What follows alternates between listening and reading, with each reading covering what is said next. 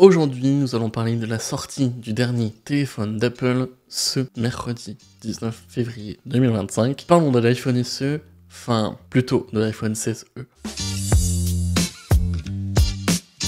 Pour moi, je vois trois raisons de pourquoi Apple a changé son nom, entre guillemets, de ce dernier téléphone. Première raison, c'est marketing. On sait que c'est dans la gamme des 16 et que c'est un nouveau design. Une deuxième raison, c'est parce que ça rappelle plus l'économie et au moins on sait que le 16e rentre dans la gamme des 16 et qu'il a le dernier design. Donc, on ne pourrait pas forcément se perdre. Et troisième raison, c'est qu'ils veulent vraiment faire en sorte que le nom SE s'en va de la bouche des gens et que ils essayent de se détacher de ce nom et c'est pour ça qu'ils l'appellent iPhone 16e pour unifier entre guillemets la gamme. Qu'est-ce que nous retrouvons dans ce téléphone? Nous avons du coup la puce A18, donc au moins nous avons une gamme vraiment unifiée sur la dernière puce, surtout pour Apple Intelligence, qui sortira en avril pour nous en France, on le testera. Nous avons aussi, comme toute nouvelle caractéristique de Apple by Apple, c'est directement la puce 5G créée par Apple, la C1, qui fera en sorte que le produit sera encore moins énergivore. Donc Apple annoncerait 26 heures d'autonomie comparé à l'iPhone 16 qui serait à 22 heures. Oui, c'est énorme, donc attendre d'avoir les tests pour réellement savoir son autonomie. Si vraiment cette puce aidera beaucoup le téléphone à être moins énergivore, mais du coup, ça veut dire que Apple va encore plus contrôler son produit, son bébé. Ce que nous retrouvons aussi de nouveau sur cette gamme et que je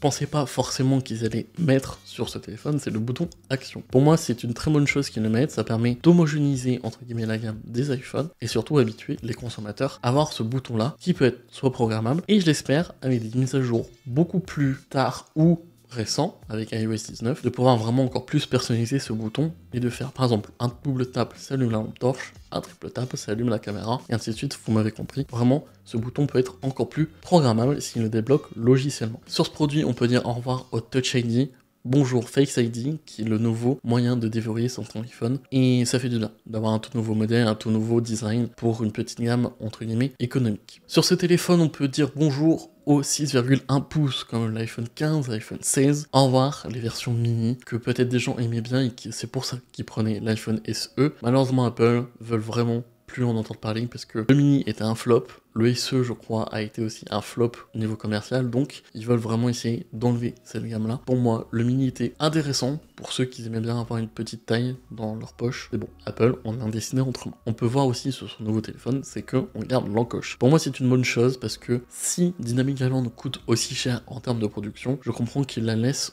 sur l'iPhone 16 et l'iPhone 16 Pro. Mais pour moi, on régresse en termes de design et je trouve ça dommage de ne pas avoir vraiment le dernier design avec le dernier modèle d'écran, avec le dernier modèle de capteur, etc. Mais bon, si ça permet de nous payer moins cher le téléphone sans forcément avoir les derniers designs, oui, ça peut être très intéressant. Sur ce téléphone aussi, de ce que j'ai lu et compris, c'est qu'on n'aurait pas forcément le MagSafe. Je trouve ça dommage que Apple vraiment ne veuille pas mettre de MagSafe dans ce modèle-là, parce que pour moi, c'est une chose que tu sais que c'est Apple, tu sais que c'est eux qui l'ont fait, tu sais que c'est eux qui vont l'avoir. Pour moi, je trouve que c'est dommage qu'ils ont retiré le MagSafe, parce que toi qui as déjà toute une gamme d'accessoires, etc.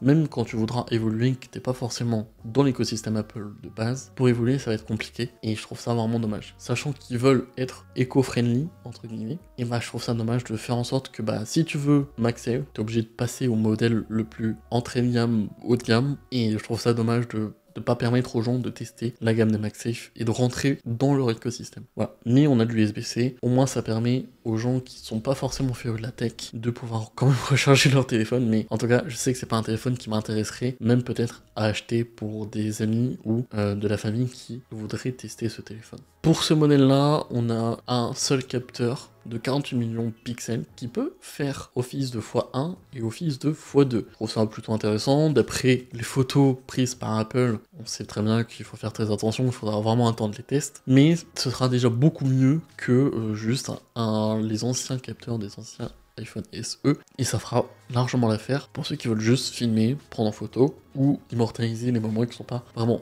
photographes ou créateurs de contenu. Je pense qu'au niveau des caractéristiques, j'ai un peu fait le tour, mais on va parler du prix. Et le prix, c'est pour moi, je pense, le point faible qu'aura ce téléphone à son lancement. Il y aura toujours des gens qui vont l'acheter, parce que Apple va essayer de gratter des parts de marché chez la concurrence, donc chez Android, mais avec ce prix, ça va être très compliqué.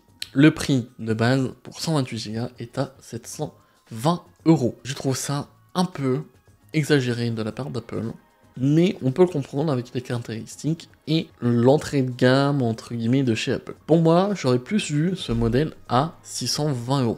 Parce que il y a l'écran en plus, il y a la nouvelle puce, etc. Ok, il y a un peu d'intelligence, etc. Mais c'est un produit qui n'arrivera pas à se vendre. Parce que pour 200 € de plus, vous pouvez avoir l'iPhone 15 Pro en reconditionné ou en neuf, ça dépend des sites, ou un iPhone 15 ou 16 presque pour quelques euros de plus, ça dépendra du site où vous prenez, reconditionné ou pas, mais je trouve ça fou, sachant que s'il garde ce prix jusqu'à la sortie de l'iPhone 17 Pro, ça va être compliqué pour lui de décoller en termes de vente. Mais si Apple a fait ça, c'est vraiment purement stratégique, purement marketing, ça on le sait très bien, on a eu beaucoup de débats sur mon thread, n'hésitez pas à rejoindre aussi dans la description, il y a directement mon thread, c'est là où on fait un peu de débat concernant la communauté tech et un peu de tout, et c'est vrai que beaucoup de personnes me disaient que c'est du marketing, oui, c'est sûr, psychologiquement on se dit 720 €, c'est beaucoup moins cher que 1000 €, hein, comparé à l'iPhone 16 qui coûte presque 1000 balles, vous avez presque 300 € de différence. C'est sûr que pour ceux qui font beaucoup attention à leur argent, c'est sûr,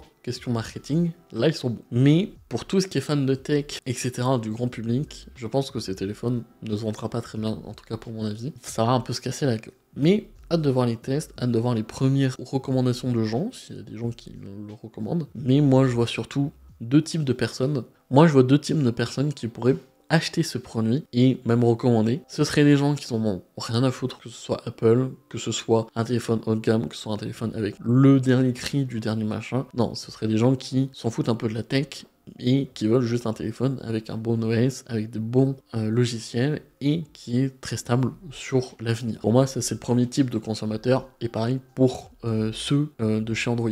Peut-être qu'Apple veut aussi prendre des parts de marché chez Android. Deuxième type de personnes qui pourraient s'intéresser à ce téléphone, ce serait vraiment les gens qui n'ont pas forcément le budget. C'est vrai que mettre presque de 1000 balles pour un téléphone, c'est compliqué en ce moment, avec l'augmentation et le fait que c'est compliqué de se payer des choses. Mais tu dis 300 € de moins, 720, psychologiquement, tu fais une économie de malade. Si t'es pas dans l'actu, tu peux pas vraiment comparer l'iPhone 16e et l'iPhone 16 en termes de technologie, en termes de produits, de spécialisation. Mais il y a un monde entre les deux. Voilà.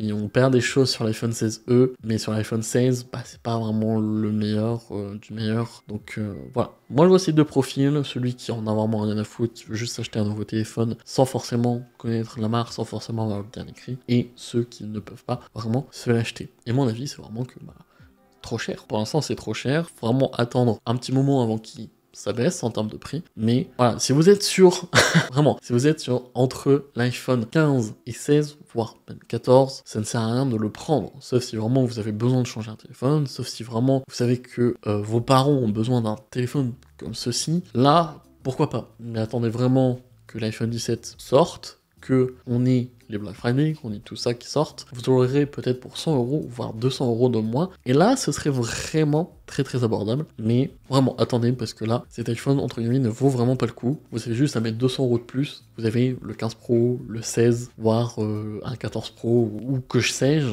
vraiment un téléphone beaucoup plus haut de gamme, et qui donne envie de vraiment l'acheter pour faire ce que vous voulez. Donc voilà, un peu déçu de la présentation, on s'attendait un peu à ça avec certaines rumeurs, mais bon. Est-ce que vous allez craquer pour cet iPhone 16e ou est-ce que vous allez attendre la sortie des iPhone 17 pour peut-être se dire ok, ça serait peut-être temps de le changer. Voilà, c'était Sky, merci de m'avoir écouté et on se retrouve pour une prochaine vidéo. Salut!